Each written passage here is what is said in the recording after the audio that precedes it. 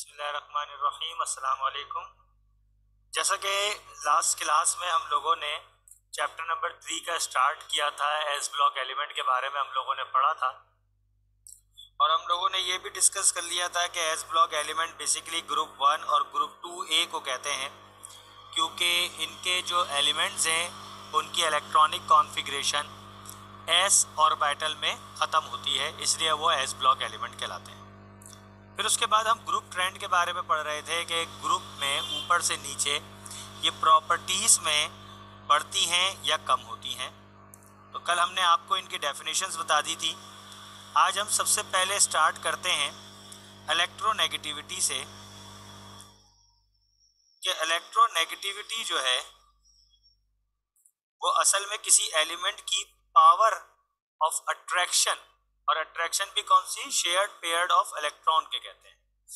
सही है। तो ये जो है डिक्रीज होती है डाउन द ग्रुप, यानी कि ऊपर से नीचे ग्रुप के अंदर इनकी इलेक्ट्रोनेगेटिविटी वैल्यू डिक्रीज होना शुरू हो जाती है। यानी कि हम यूं कह सकते हैं कि एस ब्लॉक एलिमेंट जो है उनकी लो इलेक्ट्रोनेगेटिविटी होती है। सही है, डिक्रीज होती है डाउन द ग्रुप। अच्छा, क्यों डिक्रीज होती है? क्योंकि ये जो एलिमेंट है ये स्ट्रॉन्ग इलेक्ट्रोपॉजिटिव करैक्टर हैं, यानी कि ये इलेक्ट्रॉन को लूज करते हैं ना, तो इसलिए जो है वो इनके अंदर बहुत कम इलेक्ट्रोनेगेटिव करैक्टर पाया जाता है। अच्छा जी, तो यानी कि अगर मैं ग्रुप 1 की बात कर रहा हूं तो लिथियम से लेके सीसियम तक, ठीक है, ये जो इलेक्ट्रोनेगेटिविटी है ये डिक्रीज होगी। ठीक है जी। अच्छा, अल्कालीन मेटल जो है यानी कि ग्रुप 2 की जो इलेक्ट्रोनेगेटिविटी है वो बेरिलियम से नीचे जाएगी, तो वो भी इलेक्ट्रोनेगेटिविटी डिक्रीज होगी उसकी। लेकिन अगर हम कंपेयर करें तो ग्रुप 1 की इलेक्ट्रोनेगेटिविटी ज्यादा होती है, ग्रुप 2 की इलेक्ट्रोनेगेटिविटी ज्यादा होती है ग्रुप 1 के निस्बत। यानी कि electronegativity of group 2A is higher than group 1A। सही है जी। क्यों होता है भाई? क्योंकि जो आपका ग्रुप एलिमेंट्स हैं, सही है, इसका स्मॉल साइज होता है, तो इसलिए जो है वो न्यूक्लियर चार्ज ज्यादा हो जाता है। तो यही वजह है कि जो है वो इनकी इलेक्ट्रोनेगेटिविटी वैल्यू ज्यादा होती है। मिसाल के तौर पे मैं एक मिसाल लेता हूँ लिथियम की। इसके पास 4 इलेक्ट्रॉन है, 2K में और 2L में। अब उसी के साथ ये ग्रुप 1 था आपका।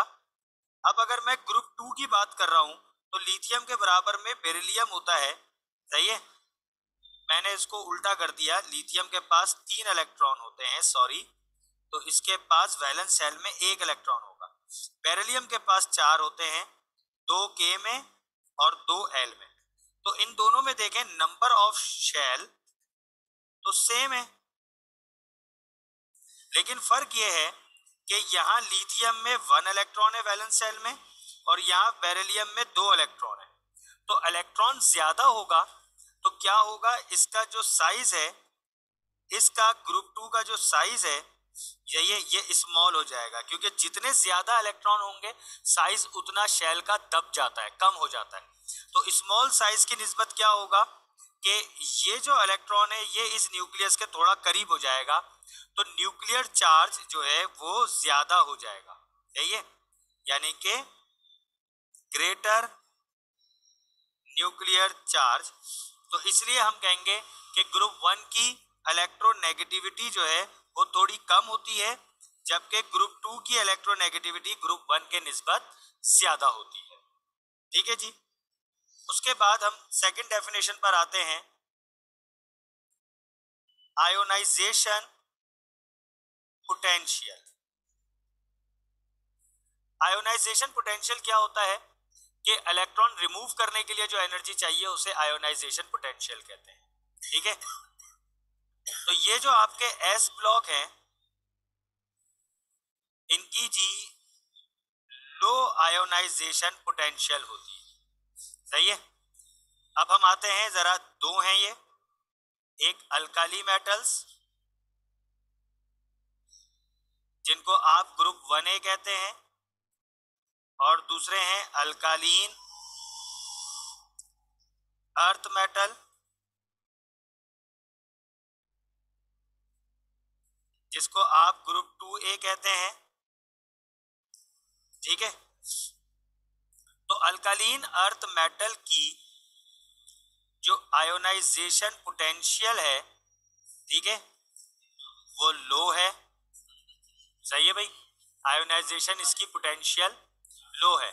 अब रीजन ये आता है कि भाई क्यों लो है ना भाई। अगर आपसे पूछा जाए कि अल्काली मेटल्स की आयोनाइजेशन पोटेंशियल लो है, तो हम ये कहते हैं कि because they have only one electron in their valence shell. इनके वैलेंस शेल में एक ही इलेक्ट्रॉन होता है ना। मिसाल के तौर पे मैं लिथियम की बात कर रहा हूँ, 3 इलेक्ट्रॉन है, तो के में 2 हो गए, एल में 1 हो गया, तो वैलेंस शेल तो ये कहलाएगा ना। तो वैलेंस शेल में आप देखें एक ही इलेक्ट्रॉन है। सही है। तो अब ये क्या करेगा, ये जो वैलेंस शेल है ये न्यूक्लियस से थोड़ा सा अट्रैक्ट है। सही है। तो अब इसको रिमूव करने के लिए जो एनर्जी चाहिए उसको हम कहते हैं आयोनाइजेशन एनर्जी। सही है। चूंकि ये यहां से न्यूक्लियस से थोड़ा करीब है, तो इसकी आयोनाइजेशन जो एनर्जी होगी वो जितनी भी होगी, तो उसके बाद वाले एलिमेंट की आयोनाइजेशन एनर्जी उससे कम होगी। मिसाल देता हूं मैं आपको, इसी लिथियम के बाद आता है सोडियम, यानी कि लिथियम है, लिथियम के बाद आता है सोडियम। सोडियम के पास 11 इलेक्ट्रॉन है, के में आ जाएंगे 2, एल में आ जाएंगे 8 और एम में आ जाएंगे 1। अब ये जो इलेक्ट्रॉन निकलेगा, इसको निकलने के लिए जो एनर्जी चाहिए वो आयोनाइजेशन एनर्जी कहलाई जाएगी। तो अब ये जो न्यूक्लियस से ये जो शेल है ये जरा दूर है, तो न्यूक्लियस और इसके दरमियान जो चार्ज है ये दूर हो गया, तो इतना ज्यादा स्ट्रॉन्ग चार्ज नहीं होगा with respect to its first element lithium. तो यही वजह है कि डाउन द ग्रुप इसकी आयोनाइजेशन एनर्जी जो है वो लो होगी। सही है। इसलिए हम ये कहते हैं कि आयोनाइजेशन पोटेंशियल या ionisation energy decrease down the group. ठीक है। अच्छा, यही हाल जो है वो यहां पर भी सेम है, आयोनाइजेशन एनर्जी यहां पर भी डिक्रीज होगी डाउन द ग्रुप। लेकिन जब हम अल्काली मेटल पर आते हैं तो हम जानते हैं कि they have 2 electrons in their valence shell. अब मिसाल के तौर पे इसमें एक बेरिलियम है, बेरिलियम के नीचे मैग्नीशियम है। बेरिलियम के पास 4 इलेक्ट्रॉन है, मैग्नीशियम के पास 12 है। अब आप जब देखेंगे तो बेरिलियम के 4 इलेक्ट्रॉन 2 के में और 2 एल में, तो वैलेंस शेल में इसके आप देखें ना, ये है इसका वैलेंस शेल, वैलेंस शेल में 2 इलेक्ट्रॉन है। ठीक है। इसी तरीके से मैग्नीशियम के पास 12 इलेक्ट्रॉन है, तो 2 के में, 8 एल में और एम में भी 2 इलेक्ट्रॉन है। तो आप देखें इसके भी वैलेंस शेल में 2 इलेक्ट्रॉन है। तो अब जब वैलेंस शेल में 2 इलेक्ट्रॉन है, तो इसको इलेक्ट्रॉन निकालने के लिए जो एनर्जी चाहिए होगी वो एक नहीं 2 इलेक्ट्रॉन को निकालने के लिए चाहिए होगी। सही है। तो अब वो जो 2 इलेक्ट्रॉन को निकालने की एनर्जी होती है वो कहलाती है फर्स्ट आयोनाइजेशन एनर्जी और सेकेंड आयोनाइजेशन एनर्जी। अब जो इसकी आयोनाइजेशन एनर्जी है वो अल्काली मेटल से हाई है। वो क्यों? क्योंकि नंबर ऑफ इलेक्ट्रॉन ज्यादा हो जाएंगे तो न्यूक्लियस का चार्ज ज्यादा हो जाएगा। न्यूक्लियस का चार्ज ज्यादा हो जाएगा तो इलेक्ट्रॉन को निकलने के लिए ज्यादा पावर, ज्यादा एनर्जी चाहिए होगी। ठीक है। तो इसलिए हम कहते हैं कि भाई इसकी जो आयोनाइजेशन एनर्जी है वो according to down the group देखा जाए तो डिक्रीज है, लेकिन अगर हम ग्रुप 1A से कंपेयर करेंगे तो इसकी आयोनाइजेशन एनर्जी थोड़ी ज्यादा होगी। ठीक है, एटॉमिक रेडियाई की बात करते हैं, तीसरी चीज है, यानी कि एटम के रेडियस की बात कर रहे हैं। अगर हम ग्रुप 1 हो या ग्रुप 2 हो, एटॉमिक रेडियस जो है डाउन द ग्रुप इंक्रीज होगा, यानी कि बढ़ेगा, लेकिन atomic radius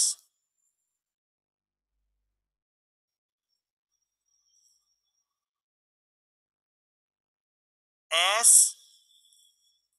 compare to group 1, सही है, तो ग्रुप 2 का जो होगा एटॉमिक रेडियस वो डिक्रीज होगा। अब कैसे, जरा इसको समझ लेते हैं। यहां पे मैं आपके सामने लिथियम की मिसाल लेता हूं,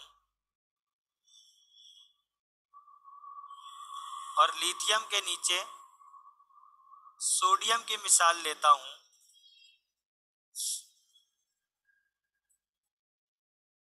और सोडियम के नीचे मैं पोटेशियम की मिसाल लेता हूं।